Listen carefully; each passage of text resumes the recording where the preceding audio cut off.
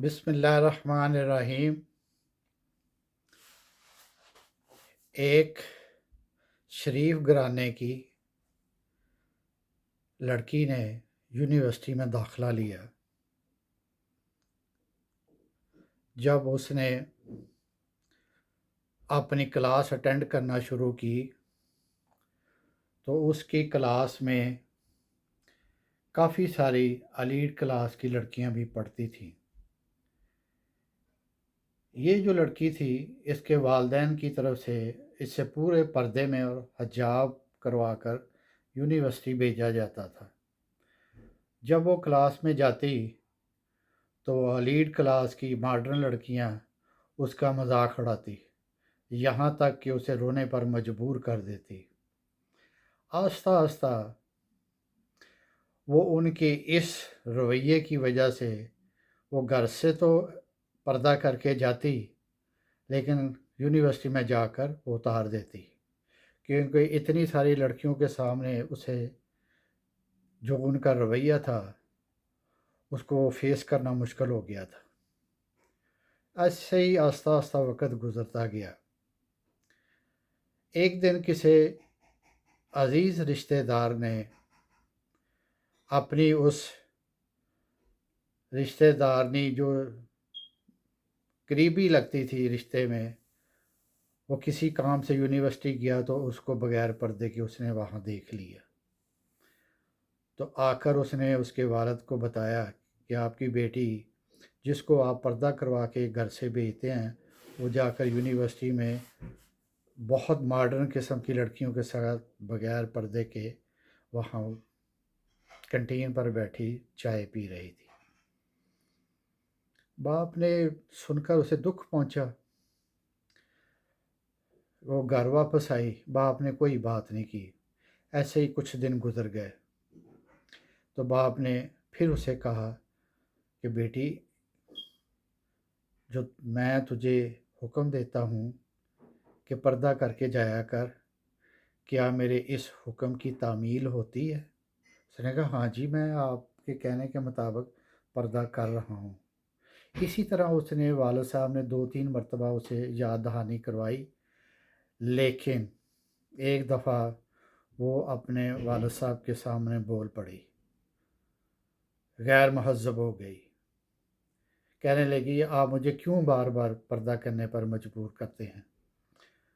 मुझे आज मेरी लिमिट बता दी जाए कि मैंने कितना पर्दा करना है, जिस्म का कितना हिस्सा ढांपना है और कितना नंगा रखना है।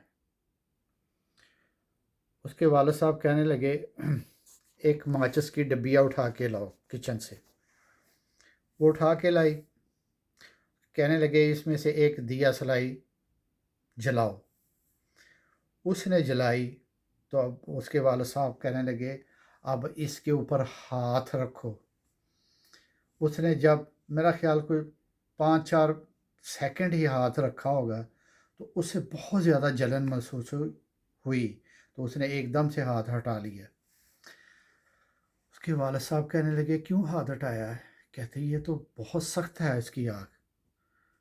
तो उसके वालिद साहब कहने लगे, ये जहन्नम की उस आग से 70 गुना ज़्यादा ठंडी है। मैं आज से आखिरी दफ़ा आपको कह रहा हूँ, मेरी तरफ से जाकर बाहर सारे कपड़े उतार दो।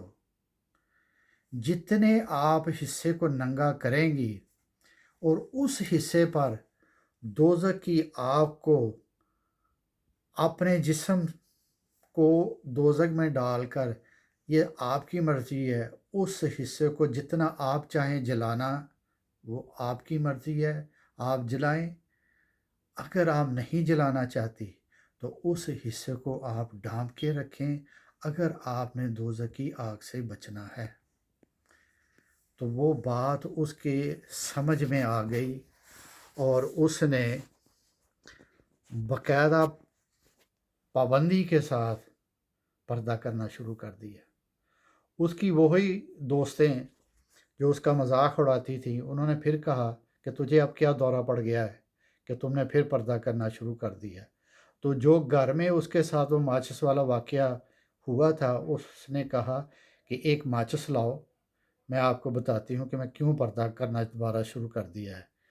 وہ ماچس لے کر آئیں، جو ان میں سے ان ساری لڑکیوں کی ہیڈ تھی۔ اس نے کہا ذرا اپنا ہاتھ آگے کرو، میں ایک دیا سلائی جلاتی ہوں، آپ کے ہاتھ کے نیچے رکھتی ہوں، میں دیکھتی ہوں تم اس آگ کو کتنی دیر برداشت کرتی ہو۔